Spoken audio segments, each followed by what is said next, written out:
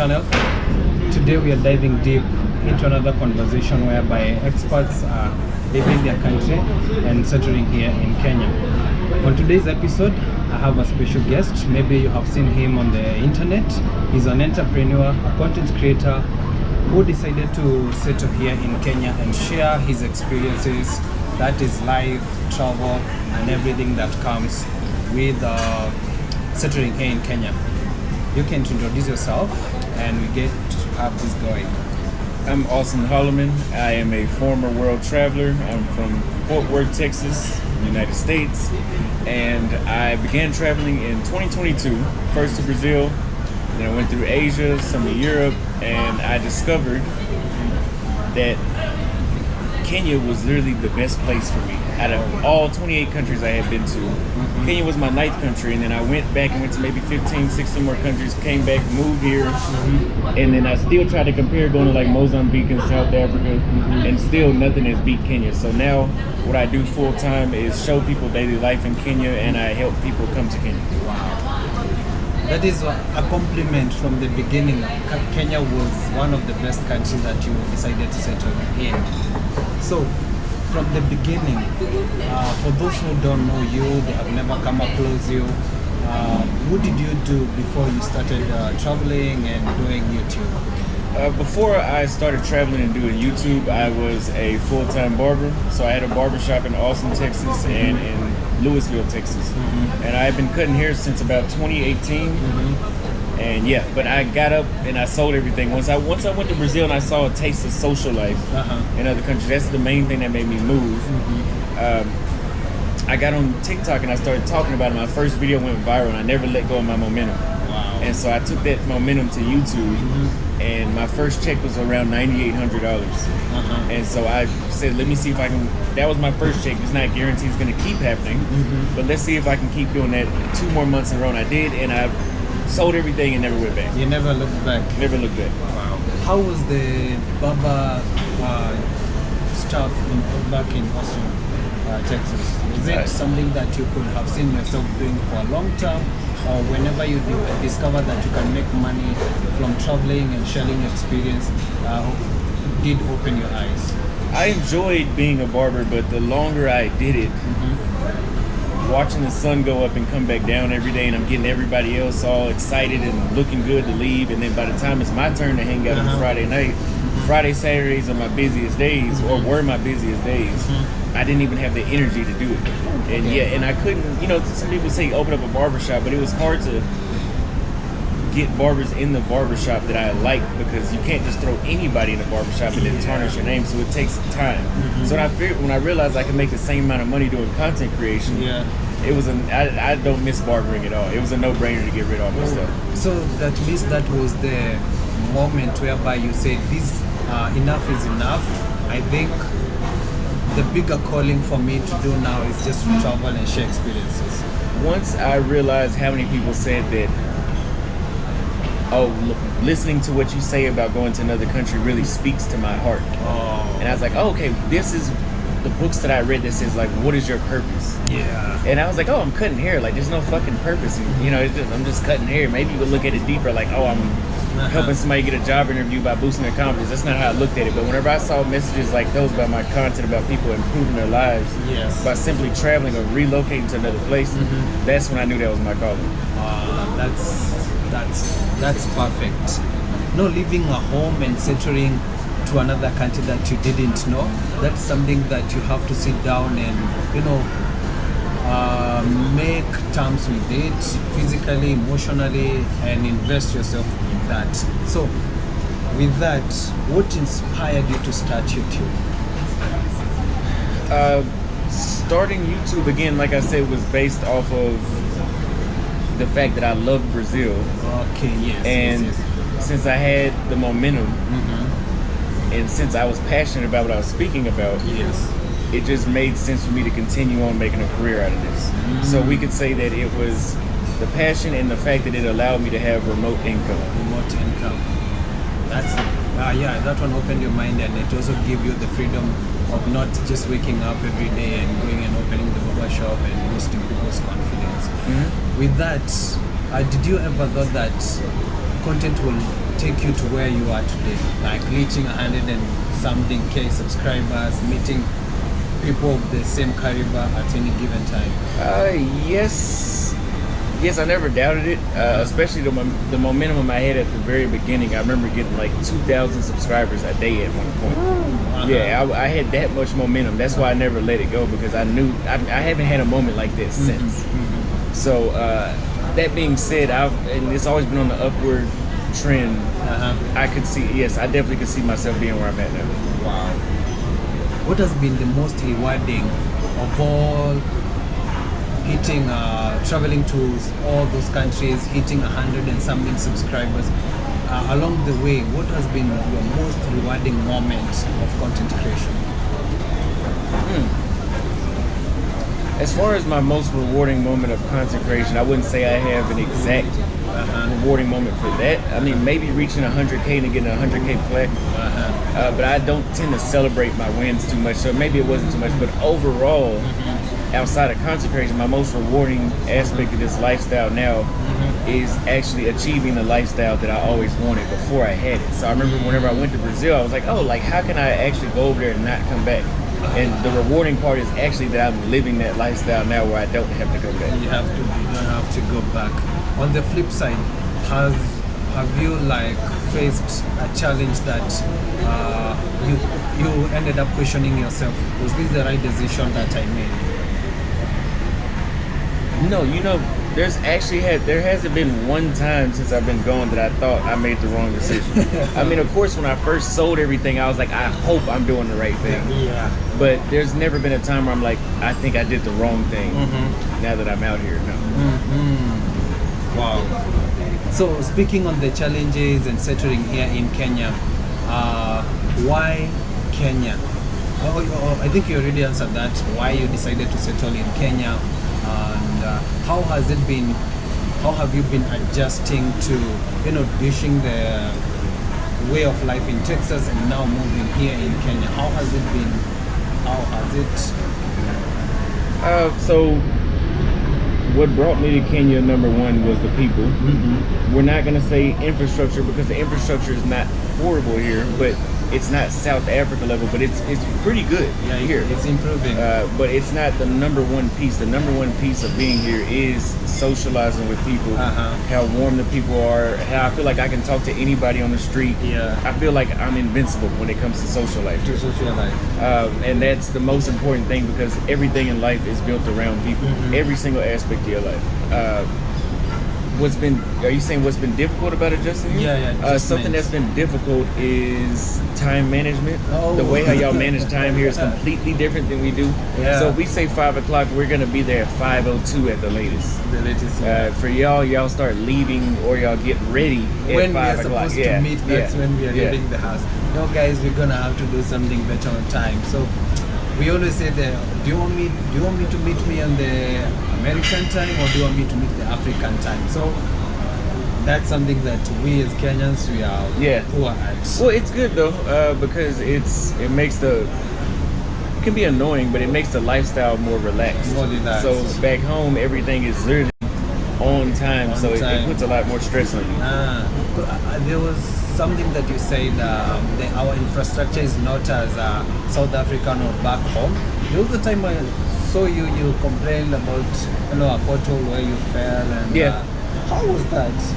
Was it at night or what happened? Yeah, I was leaving Lavington Mall, and I had been drinking, but this isn't why it happened. I was walking, and there was the parking spaces for cars.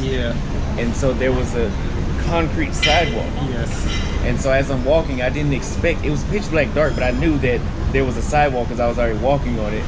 But I didn't expect there to be a sidewalk, a hole in the sidewalk about this big. So it was big enough where I was waist deep, like half of my body was under the ground. That's mine. Okay. And I didn't expect, and there was sewage water in there too. Yeah, because I saw you complain about it. Did they fix? Have you gone It's been fixed. Oh, it has then, already been fixed. Oh, at least they did a good job for fixing the road. What do you love more about living in Kenya than being back home? Again, it goes back to the people. So, for example, I throw a lot of house parties. Yeah. All I have to do is call maybe 3 or 4 people, and I can have 3 or 4 people at my house that are willing to hang out and spend time together. Versus back home, 3 or 4 people you call, maybe one of them will be available, and if they are available, they're too tired because they've been working on it. Everybody's got something else that they're occupied with. Yeah. So I feel like here you actually have an opportunity to actually learn more out of life because you get more experience with people. Wow. So the big thing that has kept you, wanting to live here and do all your things here is just the people. That's the number. If it wasn't for the people, I wouldn't be here. You wouldn't be here. Yeah. Ah, nice. Guys, for the Kenyans in the house, all flowers to you for making our American brothers to have the best time here in Kenya. So on that note, what are some of the misconceptions that when you're back home or in the US, people have about Africa or just being in Kenya? They don't think that it's up to date here. So they don't think, like this mall we're at right now, they don't think stuff like this exists here. They don't think that there's malls here. They think everybody, and HIV is real, but they think everybody has HIV and mosquitoes and malnutrition. Damn. So if you see movies like Blood Diamond and Beast of No Nation, they literally think every aspect of Africa is like that, when really that's not every country, but if it is, it's going to be in the rural parts of the country that's like that. Because for some of the questions that I get on maybe like my DMs or maybe some description be like on the comment section be like, did you use AI to shoot the video, or do you guys swing from trees to trees? How do you move? Yes. So I find those questions very ignorant. Yeah. Would you like, for you as someone who has already experienced life here, you're already here, how would you tell that person who is watching this video right now that what the mainstream media always tells you is total lie? How would you tell that person? I would tell them that countries market. It's like a marketing campaign to keep you in their country and thinking that your country is the best country. Especially if you're in the United States. So if you're in the United States, most Americans, especially if they haven't traveled, think that outside of America, outside of maybe Australia and Europe, there's nothing else there. Everything else is still like looking like it's in the Vietnam War or something like that. That's really, like when I first went to Brazil, people told me like, they have malls there. I'm like, yeah, they have an airport. I'm pretty sure if they have airplanes, I'm pretty sure they've accomplished having a mall, you know? So markets have been around. It's just a mall is just a big market. Yeah. So, I think that you guys should actually do your research and stop watching National Geographic and judging that to be Africa. National Geographic does videos in Kibera and stuff like that. Yeah, so people that watch National Geographic, if that's all they know about Kenya, they only think it's Kibera and safaris, but they don't know about village markets. Village markets, two rivers or other malls. How has living in Kenya shaped you as an entrepreneur? It's made me realize, it made me understand that there's opportunities in developing countries in the smallest things. So, for example, bagged popcorn was extremely difficult to find. I've only seen it in the Carrefour here. Outside of that, I haven't been able to find bagged popcorn. That's another opportunity. Products like even something as simple as the personal ice cream. So y'all have the big ice cream for everybody to share out, but there's personal ones that we have in the States that y'all don't have here.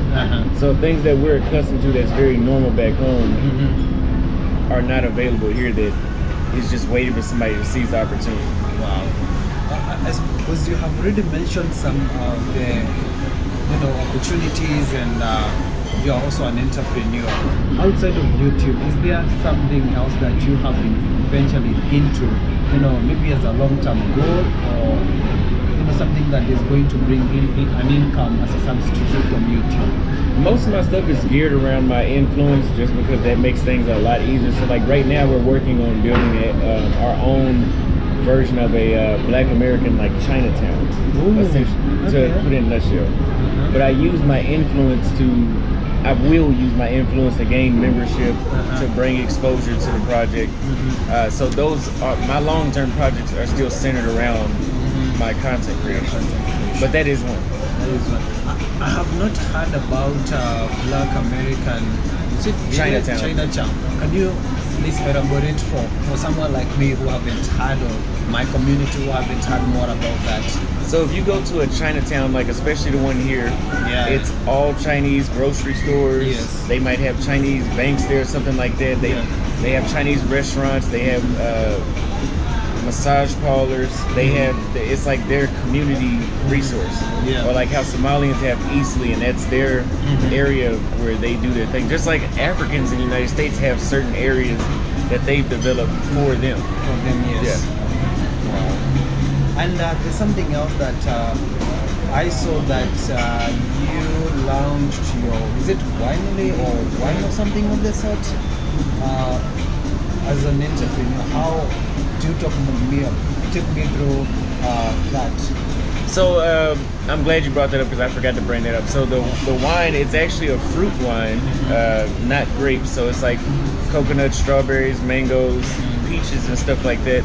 Everything but grapes that this guy uses to he ferments and he makes into wine. And he's created the other guy, Kid Greatness Bobby. We've been able to put our own label on his bottle of wine and sell it as our own line.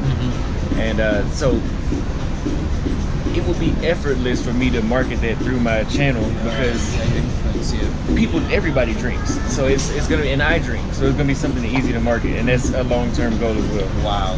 So that is one opportunity you have seen here in Kenya, apart from other field that you have already been able to spot on that. Come back to the since leaving the US, what have you gained, like maybe like have you gained like financial freedom or something close to that,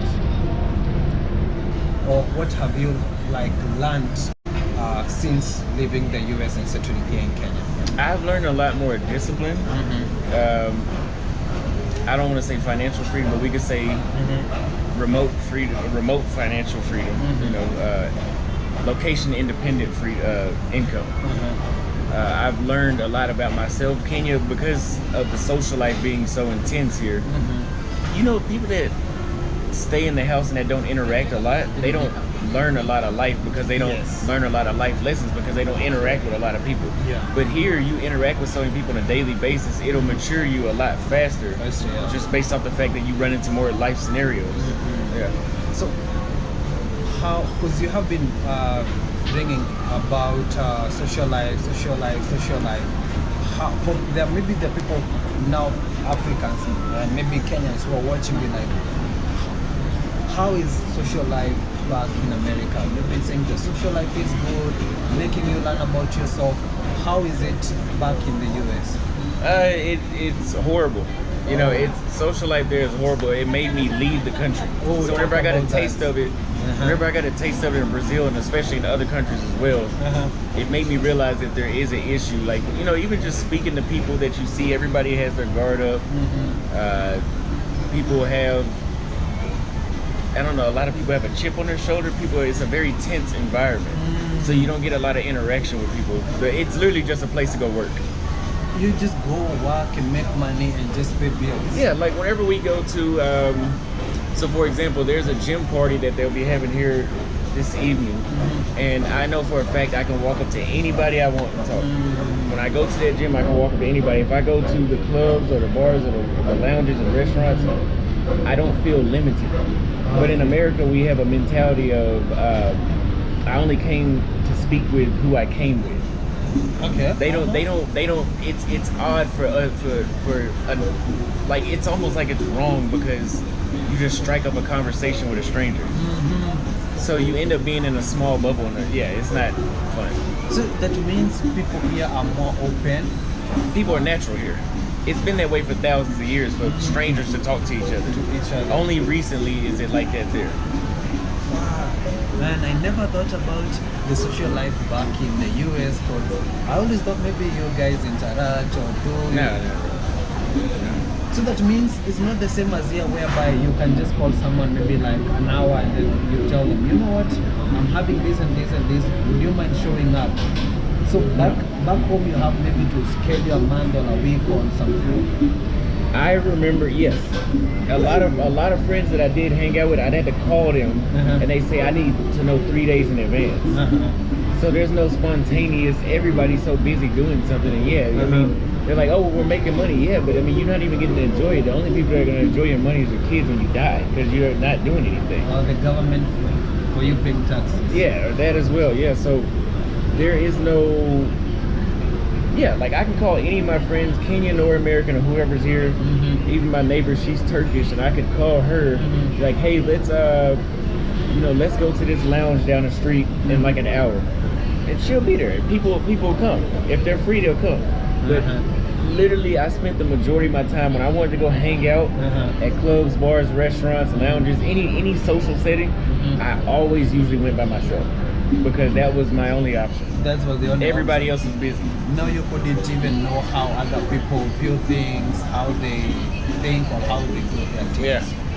Wow. On that note, you have already, how have you created a community here in Kenya that it's easier for you, that is making it easier for you to navigate your day-to-day life and do your businesses and get to know more about yourself?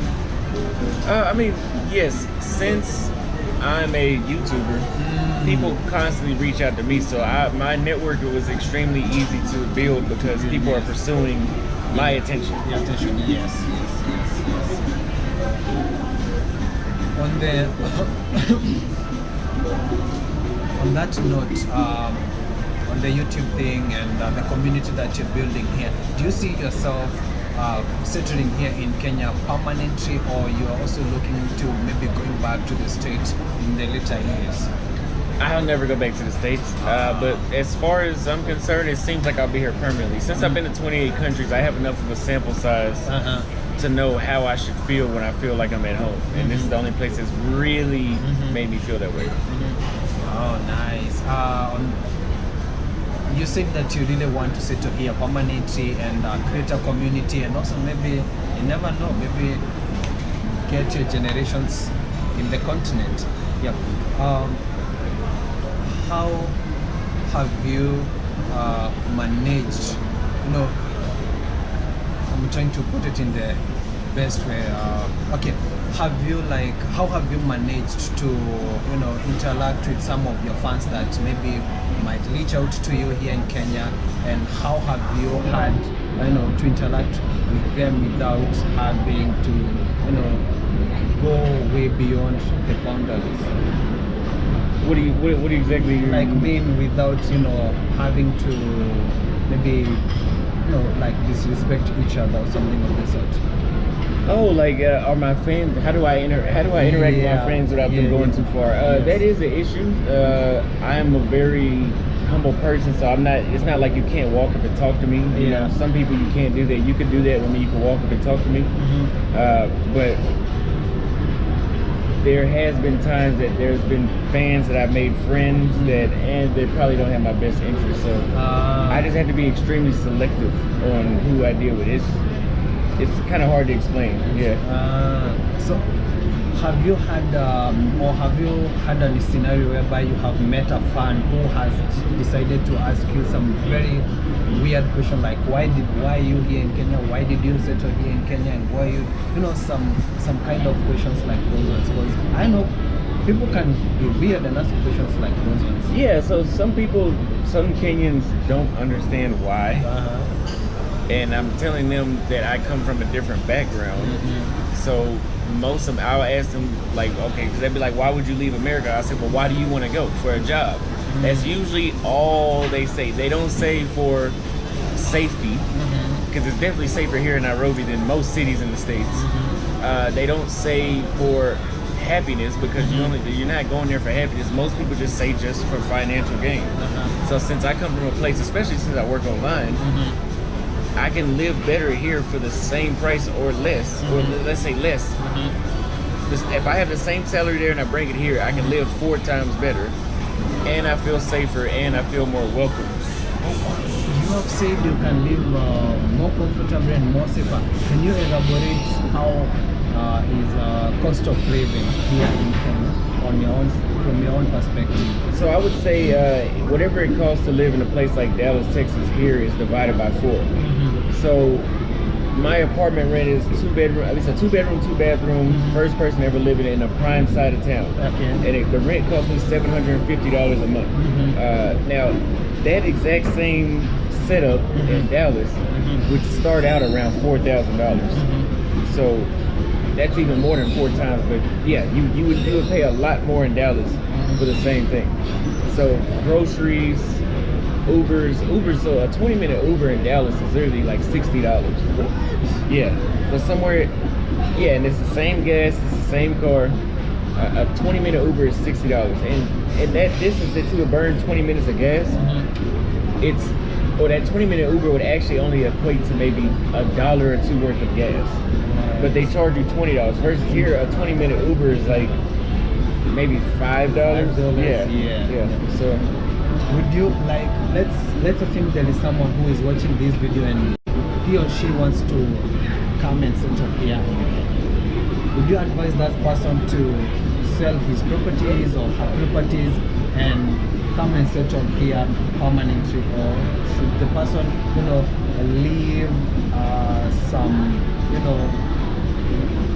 assets back home just in case things doesn't go the way they? I would always tell you to keep your safety nets. I would always tell you, for somebody that wants to move to Kenya and have a safety net, yes, if you have assets back home, unless if you're 100% sure, yes, sell them. I mean, keep them. Because especially if they're generating revenue. Yeah. So if it's a rental property, yes. But yeah, just a house that you're living in that you don't plan on renting, then sell it. What advice would you give to someone who is looking to have the financial freedom like you have, to travel and to live to other countries without having to worry about rent back home or things like that? Repeat that one more time. I said, how would you advise someone who is looking for to have the financial freedom, maybe like what you have, of traveling and living a free life in other countries, who is back home in the US? The hardest part of achieving that is having remote income. So for me, it was just at the right moment, I was able to capitalize on a trend that I created on YouTube to turn it into monetary gain. I wish I had the answer for that. I mean, I sell a course for people to learn how to do YouTube the way how I did, and how I currently do. But yeah, that's the number one question. It's like, that's like asking somebody how to get rich. Like, if we all had the answer, everybody would be rich. So how do you get remote income? I mean, you can learn a skill. Like most people like to do coding, software engineering, stuff like that, teaching English. Yeah. But those are kind of saturated too. There's one thing that I've not asked you, it has just popped in my mind. I have seen you have managed to work with other African Americans who have settled here in Kenya. Would you say that that has also given you an easier time of you being here in Kenya and hitting that community? Yeah, because it keeps my social battery charged, because I'm always interacting with people. Yeah. I feel like I'm doing something good because I'm always bringing people together. And I'm showing them the do's and don'ts where they don't have to learn the hard way. And a community is very important as well, because if something happens to one person, there's 60 other people in the community that can help them. So that's very important, and especially if you're moving to abroad. Okay. Yeah. Wow, that's something I was also wanted to ask you about it here already a little bit, but I know this is a little bit crazy. I have seen you being vocal on condemning some other African Americans who are coming here and being derogatory to Africans who are here and let's say the community at large. How would you want them to understand that this is a different society and a different community, and it's not the same as how you're used to when you're back in the States. Yeah, number one, they should know, those people, foreigners, or let's say other Black Americans that come here, should always remember that they're not Kenyan. Yeah. So you're still, no matter what, I don't care if you have a residency, you're still an outsider always. So there's certain things that you can't get away with. The same way how you went to the States and you tried to protest, you're on a student visa and you're trying to protest anti-Israel stuff. Not that I agree with it, I'm just saying, you see what Trump does to people that want to protest anti-Israel. You gotta remember, now I can do it and get away with it, but as a foreigner, you can't go there and do that. Just the same way how I can't come here and protest against your president. So yeah, they need to realize that you are always on the edge of being put out.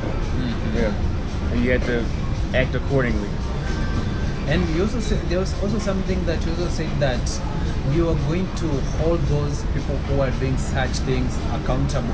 Have you had like a chance to make it right and make those people understand that, you know what, if you're here, you have to conduct yourself in a certain way so that you cannot, tarnish the name or the influence that we have created here in Kenya? Yeah, that's even if I have to snitch on you. Like, even if I have to snitch on you, I'll do it, because you have to protect. I have a certain amount of influence here too, where if I don't say something about it, then it looks like I support that. And if I don't support that, but I don't say anything, they're gonna view it as I might as well support it, because they're gonna view it that way anyway.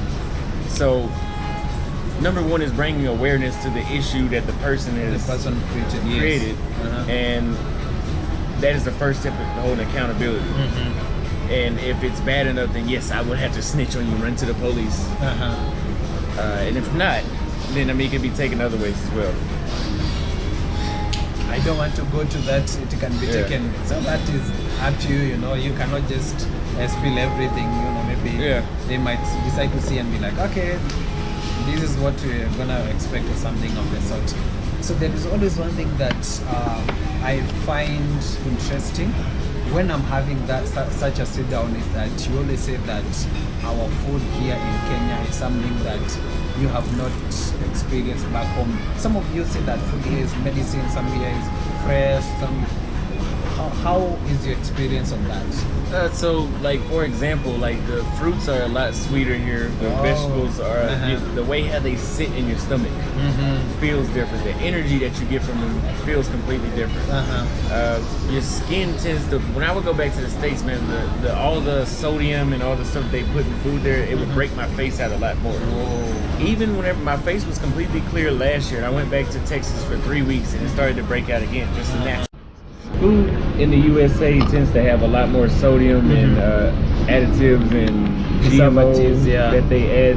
And I know that they're starting to do that a little bit here, but it can't be that much, because those GMOs, all those other chemicals that they add, and actually I've seen Bill Gates try to do that with a bunch of cows here. He wanted to inject every cow with some sort of agent or something like that. And y'all end up pushing against it, which is good, because we decided no, we are not going to. Which is good, because it's really I think that stuff is causing like mental illnesses and obesity and addiction to food in the States. As opposed to here, it's just I'm just eating normal food, it feels like.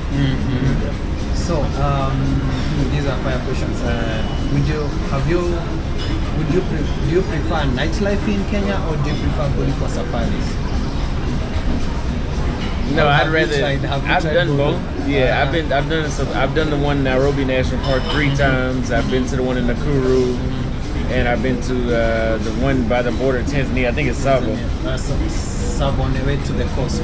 I went to that one. So I would say definitely nightlife. I don't want to do safaris all the time. Social life. Social life is my biggest thing. So nightlife. I mean, a safari, I mean, I don't need to do it all the time. So it's like I do it once or twice. Yeah, it's okay. Okay, so would you prefer the US burger, or do you prefer the Kenyan nyama choma? The nyama choma. Actually, my first time eating goat meat was here. Yeah, so we don't we have it in the States, but at least in Texas, the only people I knew that ate goats were like Mexicans, and we just thought it was kind of taboo. So I tried it when I got here, and actually goat meat is like my favorite meat. Yeah. Places that you would love to visit here in Africa? I still would love to go to Luanda, Angola, Botswana, and let's say Sierra Leone and Cote d'Ivoire. Sierra Leone on the western side of the country. So, what is one advice that you would give to a young African American lady or a kid who has grown in the States and they don't know anything about Africa? How would you advise that kid to connect back to Africa and get to know more about Africa, even though they would not want to visit at some point in their life? How do I recommend that they connect with Africa? Yes. Even though that they wouldn't visit. If maybe some of them wouldn't want to visit, but others would want to visit. Yeah, so I think the best way you can connect with Africa is obviously by coming here. Yeah. Don't think that you can do it in the United States just because Africans, a lot of them, not every group of Africans, but a lot of groups of Africans, whenever they go to the States, they tend to stick to themselves and they look at Black Americans like as another group, which we are, but I mean, they look at kind of like, you know, stay out of our group. So you're not going to really, even if you do connect with them, you're not going to get the same connection as coming here. So it's one of those things where you have to be here to see it for yourself. How would you say that, how do African Americans view Africans? I know that is a question that always pop up every now and then. So in general, I would say that, African Americans view Africans as, there's two of them. So there's people like me that have experienced it or are open-minded and educated about it. And then there's another side that view them as African booty scratchers. Okay, please, can you talk about that more? Because and that's an ignorant group, right? And those are the same people that don't think that there's malls here in Africa. Those are the same people that think everybody is malnutrition and HIV positive. And so they still think that people live here in huts. So it's an ignorant, it's only two sides of people that think they're either ignorant and they think that, or they think that y'all are just like any other people. What advice would you give to Africans and maybe African Americans who are back in the States? I would say come to Africa with your money. Because, as I said before at the beginning, there's a lot of opportunity here that is just waiting to be seized. And you'll never run out of opportunity. Like maybe in 5 or 10 years, Nairobi will get too expensive, and then the other cities might get a little more expensive, and you'll come to the opportunity late. But there's still places like Malawi, Burundi, Zambia, South Africa. Whenever they get Somalia and Congo together, those would be blank canvases. Because you know, Somalia is it's an entire country, but it's overran with insurgencies. Yes. So, but whenever they solve it one day, there'll be nothing there, and there'll be everything to build. Wow. So I think this Africa is the best long-term investment. Long-term investments, guys. You had Africa is the long-term investment. So I know you have come across, and I think you have already spoken about it. What is your take on the UN relocating its offices and some of its stuff here in Kenya, especially Nairobi? So my take on the UN relocating to Nairobi was that there's a high possible chance that it will push the locals out. Like most locals can't afford to live in Lavington, Kilimani, Kileleshwa, and Gigiri, where we're at now, Kitasuru. But it will make it even worse for those people to the point where they're going to have to move out further to places like Runda. And I tell Americans that when they want to invest in Africa, they think of, and I'm not saying there's nothing wrong with investing in real estate, but they think of a selfish investment, which is buying an apartment. And I say it's selfish because who benefits off of you buying an apartment? Just you. You yourself, yes. The cleaning lady's not benefiting. She's making 1,000 shillings a day. She's not benefiting. So in order for to combat a situation like the UN moving here, there would need to be jobs in place where the locals can still afford, even if the prices do go up, as they will. Yes. So people need to come here and build things like, I'm not saying you had to do a whole mall, but for the person that did come here and build this mall, they probably have 1,000 employees, of course, in Village Market now. Yeah. You know, for the people that open up CJ's, they probably have 100 to 200 employees, you know, on rotation there. It's a way bigger impact than you buying an apartment. Buying an apartment. Yeah. Yeah. So I would, if someone is looking to invest maybe the little saving or the little money he is making back in the States, would you like tell them, okay, if you're not going maybe to manage to build an apartment or a mall, would you advise them maybe to buy a land and maybe start something like farming or agriculture? Yeah, I've done webinars on agriculture and importing and exporting. So even if you have, maybe you don't have enough money to, even something as simple as exporting a service like a call center back to the States. Oh yeah. Which America does a lot with Indians. They do it here too, but I think it's more so with the Indians that they do those exporting of call centers.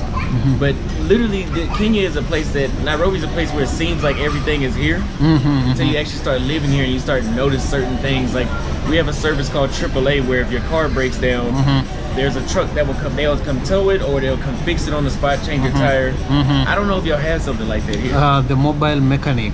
Something like, yeah, something like that. Mechanic. Yes, yeah. yes. Y'all have that here? I haven't.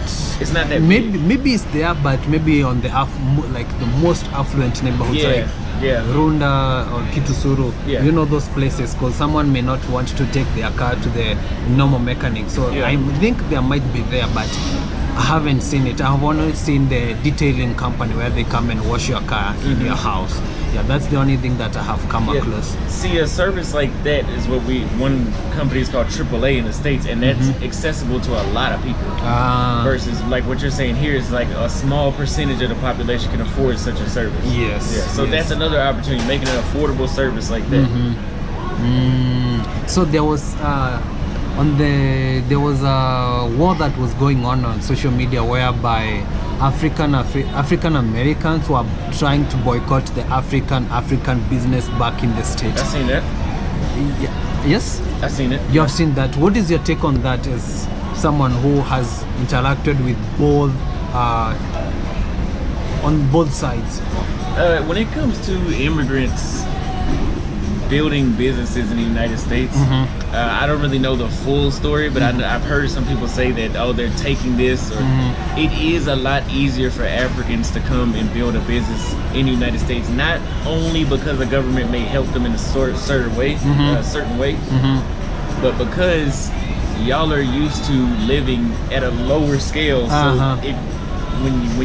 from what I've seen, when y'all, even Mexicans, whenever they get there, they maintain this mentality of living far, far below their means. So it'd be 5 of them in a 2-bedroom house. What? And so, which I think is illegal, but if you have 5 people in a 2-bedroom house and the rent is $1,000, now, you know, everybody's paying $200, which is what you would pay here. Yeah, yes.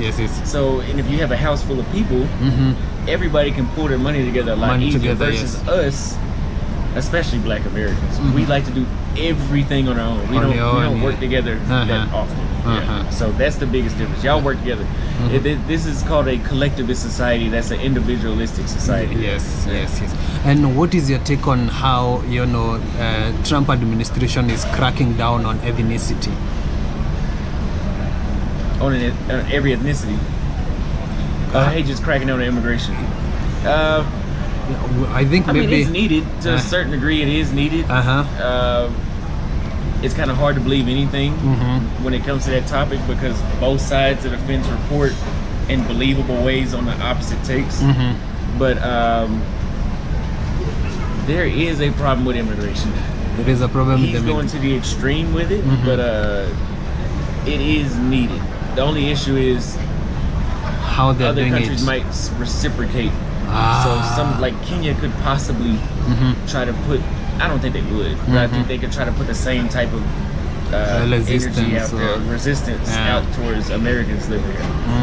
I don't think that would happen, but it's possible. That is possible. Okay. So, and this narrative of, if you're getting deported, you're not getting deported to your original country, you're being deported to another different country that you have never been into.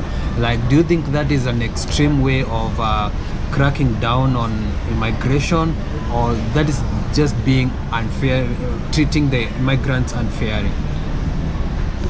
So you're referring to like Trump deporting Venezuelans to Uganda? To Uganda, yeah.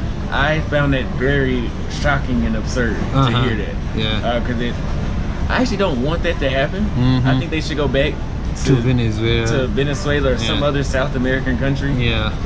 Because I don't know how the cultural clashes of Latinos being in Africa in large numbers. For me coming here, it's a little different, but for a Latino in large numbers, I don't know. I don't know, but the governments are allowing it. Rwanda has proposed it to Great Britain a couple years ago, and then they did it again with the United States just now. So Rwanda, Uganda, I think those are only two countries right now, but yeah, those two. I think also there are some immigrants who were deported to Eritrea. Really? Yeah, I saw that they were complaining why they were left in the desert without food and everything of the sort. And also, why would you do that? And also Eritrea. And also, they were deported in kind of containers, so they were left. Also, the ICE, the immigrant officers, were not able to go back to their state. So I find it very crazy. And they deported them to Eritrea. Yeah. Wow. That's the equivalent of getting deported to North Korea. Yeah. You know how Eritrea is. Yeah. You have also I have also seen you talk about visas and other ways of extending your visas or your stay here in Kenya. For maybe people who have not seen that video, you're talking about that, and they are coming from my community. Would you want to touch more about that, maybe in a nutshell? Yeah, so originally they made it where you couldn't extend your visa from 90 days to 180 days per stay. But I've heard, and I've known a few people that have actually went back to get theirs extended, that they have gotten theirs extended. So I don't know what it was about, but apparently it's over with now, where we can still stay 180 days per year, per visit. For a reason. Okay. Let's hope they are going to do something on that. And there is this thing that is going on in Africa, especially whereby the South African Julius Malema, you know him, I think you have heard about him, talking about the unity or the borderless Africa. What is your take on that? I think I've seen you talk more about that. Please do that, because I'm a Pan-Africanist. I would love to have a borderless Africa. I thought it was ridiculous to a certain degree. So one currency does not sound over the top at all. People have told me the troubles of that happening, which there would be troubles, because you have to consider like the economy of Nigeria or Kenya footing the bill for Somalia. Ooh, okay.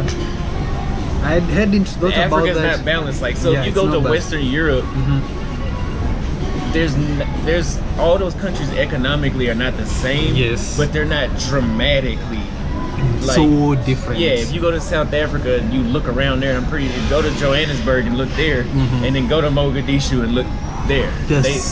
Like heaven and earth. Yeah, so but I think it could still work to a certain degree, but it probably wouldn't be that stable. What else did he say? The borderless thing. The borderless thing. So I think that should be, you have to unify a region first. So like Uganda, Tanzania, Burundi, Rwanda, Kenya, to have a common currency and maybe like a common governance. Unify that, and then unify certain parts of West and Southern Africa, and then come together. But I don't just throw in something together like continent wide, because then Oh, he said one military too, right? Yes. Okay. And also So here's the currency. issue with that.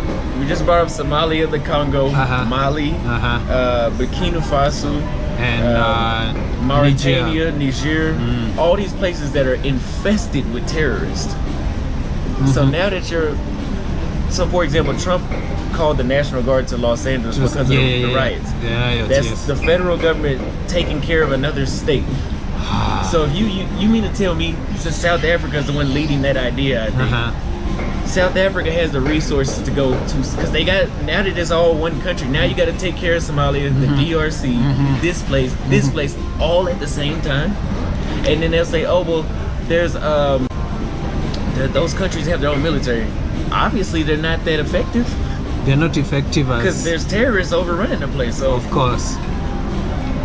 I mean, we got to think about those things. Like, you have to. That's why I said, okay, if you could unify East Africa, take care of those issues in Somalia and parts of Uganda, and even northern Congo. Kenya, northeastern Kenya. Yes. And then, okay, we were able to solve this insurgency problem. Now we can copy and paste this here. Yes. It would take more than our lifetime before we ever see that figured out. Not saying it can't happen. It's just, I think what got me with how he said it was the simplicity.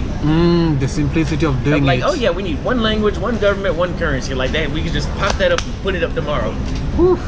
But without thinking on the long-term effect, or maybe how things are going to be done. Yeah, I mean, because some people try to bring up the United States. First of all, the United States was in a new land where there was just natives there. And so they went and colonized 13 colonies, and then they took over small territories and fought other people like the Spanish and the New Mexico. And they bought from French. And even the British up in the Northwest Territories, they went and took territories. But what you're essentially talking about is taking, and not military, but you're talking about unifying entire nations. On top of that, as we know, some of these African leaders are not actually presidents; they're basically kings. Like so you're gonna so you're gonna tell me, I'm not gonna say the name of the country because I want to go back eventually. But there's countries nearby here where these presidents can literally do whatever they want. I know which country you're talking about. And so you're gonna tell me that he's gonna say, I'm gonna step down from being a king to being a governor, and having somebody above me. I don't know if it can the amount of time it would take to make that switch. There would have to be like a coup that would have to happen for that to happen. I hadn't thought about it like that. Yeah, no, when you think about it like this, like, okay, let's think about how simple this actually sounds. You have, what is it, there's a country in Western Africa, more central West Africa, and it's super poor, but the leaders are super rich. And there's a reason for that. Is because of greed, and they don't want to stop doing that. So you're not going to convince me that they're going to like be like, oh yeah, we need to just unify. Like, no, because if we unify, I have to stop being corrupt. Wait, I had not thought about that like that. I just, because like in the so it worked in the United States. No, not even to say, because the United States, the governor can still run it like he's the president of the state. Yes. But he still is overridden by the president, of the United States. Yes. So the European Union was able to do this union, but Germany's still Germany. You know, Belgium is still Belgium. Yes. The Dutch are still the Dutch. So, you know, I just don't see it being, I'm not saying it can't happen, I just don't see it being that simple as it's not going to be that simple, but it's going to take, you know, a lot of resources, a lot of you know, work and convincing to eventually achieve that. Correct. Yes. So what is your last words or your last guts? So I would say again, I'm not saying Africa is not a place they can't unify. It's just, it won't happen in the next 100 years. for a full unity, and it's not as simple as people say. Like, oh, just put it together. It's not gonna happen that way. It's gonna be a lot. It's gonna be a lot more wars for that to happen. America didn't unify without people dying. Of course. Like, a lot of Native Americans had to die for the United States to come. A lot of black slaves, Native Americans, and white Americans and Mexicans had to die For that to be the achieved. 50 states to be achieved. Yes. A lot of natives in Alaska had to die for Russia to annex them and all that. So it's just think about it a little deeper. But anyway, if you're scared to come to the continent of Africa, especially maybe if you go to Somalia, maybe if you go to DRC, maybe be scared. But here in Kenya, there's absolutely nothing that I worry about on a daily basis living here. Nice. So make the trip, buy a ticket, and actually get out of your comfort zone. Nice one. Austin, thank you for joining me today on this show. Thank you. It's been a lot. This has been a inspiring sit down, because there's some things that I never could have thought. The way you have explained it to me, I couldn't have thought about them that way. Yeah. So guys, if you're watching this, I'm going to link down Austin's YouTube channel. He has so much insight on his channel. I always love watching his content because it gives me, some ideas and some things to, think about in a very wider perspective. So until next time, if you want to see a part 2 of this, please let me know and I'll make sure it happens. So say your goodbyes. Thank you, Auston Holleman on all platforms. Yes, thank you.